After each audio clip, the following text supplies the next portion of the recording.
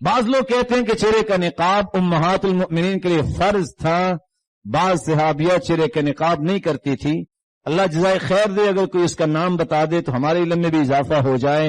یہ بعض لوگ کون ہیں؟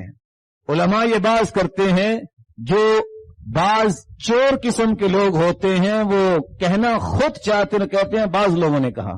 ضروری نہیں ہے کہ جس نے کہا وہ ایسا ہو، وہ نیک بھی ہو سکتا ہے، اللہ اس کو سلامت رکھے۔ میں علماء کی بات کر رہا ہوں۔ اس لیے بعض لوگ جو کہتے ہیں غلط کہتے ہیں۔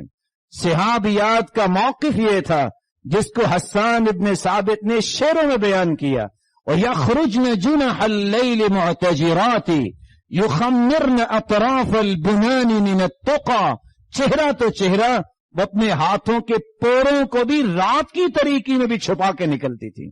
یہ بہت بڑا دجل ہے کہ دین کو چھپایا جائے۔ کتنے لوگ کہتے ہیں چہرے کا پردہ نہیں۔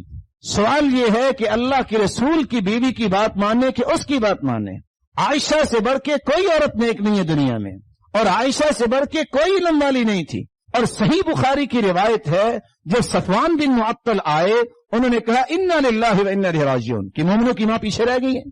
تو عائشہ کہتی ہے فاستيقظت باسترجاع، اس کے انا للہ و انا الیہ راجعون پڑھنے پر میں بیدار ہو گئی۔ فخمرت وجہی بجلبابی، میں نے سب سے پہلے اپنے چہرے کو ڈھانپا۔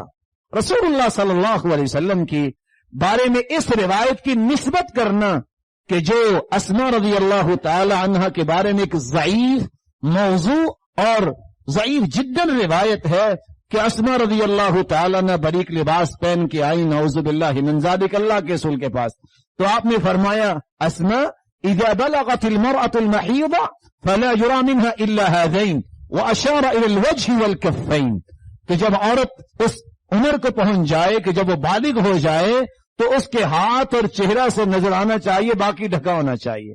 یہ ایک ضعیف جداً روایت ہے، اس کا سہارا لینا شرعاً جائز نہیں ہے۔ نہ تو اس راوی کی ملاقات ہے، مجہور روایت ہے، اور اسماء رضی اللہ تعالی عنہا کی شخصیت پہ طعن ہے۔ ایسی فقیرۃ الحال، ابن حجر اسقلانی لکھتے ہیں کہ ایسی نیک اور صالحہ عورت فقیر الحال، جو ہر وقت اپنے آپ کو چھپا کے رکھنے والی، اس کے بارے میں یہ کہنا بہت بڑا جرم ہے۔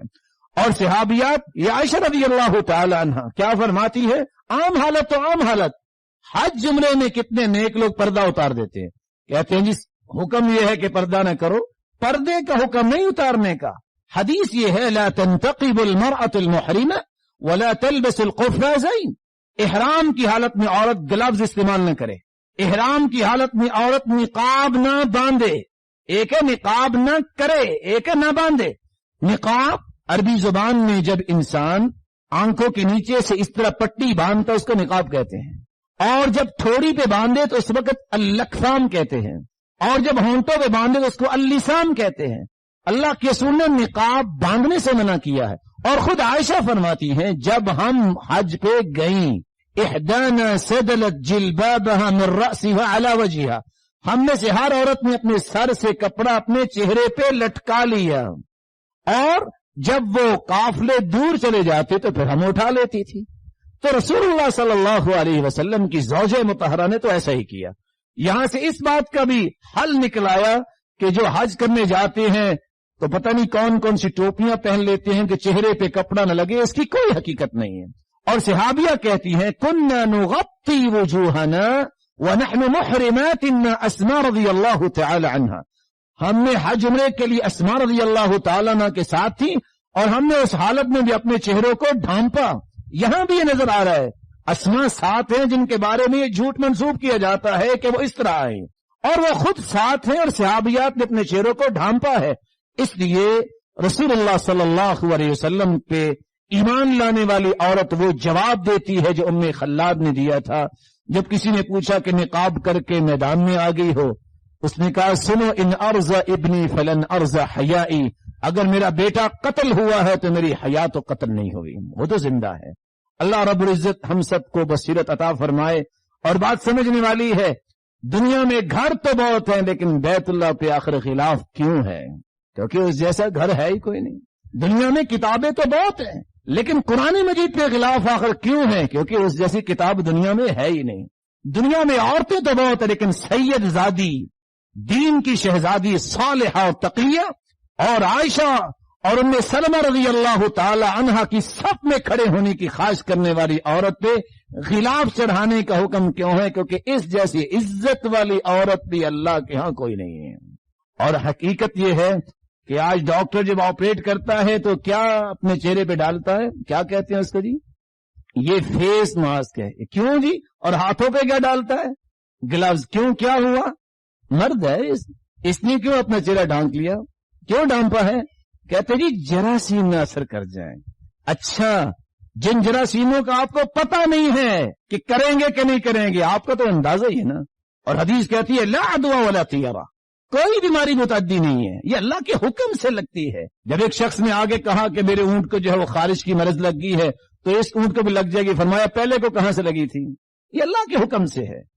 اس لیے یہ یقین کرنا چاہیے بیماری کوئی متعدی نہیں ہے، لیکن احتیاطی تدابیر اختیار کرنا یہ بھی سنت ہے۔ تو کس لیے مرد ماسک پہنتا ہے؟ یہاں عورت ایمان کے لٹ جانے کے باوجود بھی کہے کہ میرے اوپر شیطان کا اثر نہیں ہے اور مجھے پردے کی ضرورت نہیں، اور مرد جو ہے وہ چند جرثوموں کی وجہ سے اپنے چہرے کو ڈھانپ رہا ہے، سوچنے کی بات ہے۔